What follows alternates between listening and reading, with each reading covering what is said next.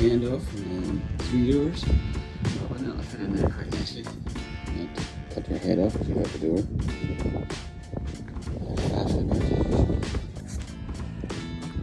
Let's go for it. So, a bit of a dry fit. Obviously not the colour, but that's looks quite good. Had to shave a wee bit off here and notch out that high one a bit, but I think we're still a few millimetres out. On by the back sits in a bit better, but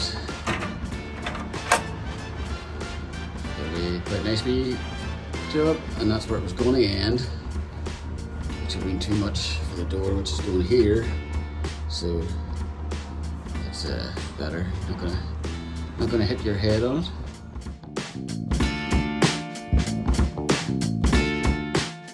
It's in, works really well. Moment of truth.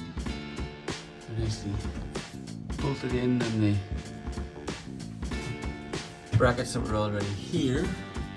So draws the insulation fit. Cut that perfectly, stick it all up in there. Good job. Get the insulation in the back stuck on, and get this side on it and tied up. The only bit of water was coming in was through here.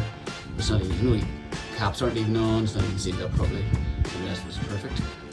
So, looking good.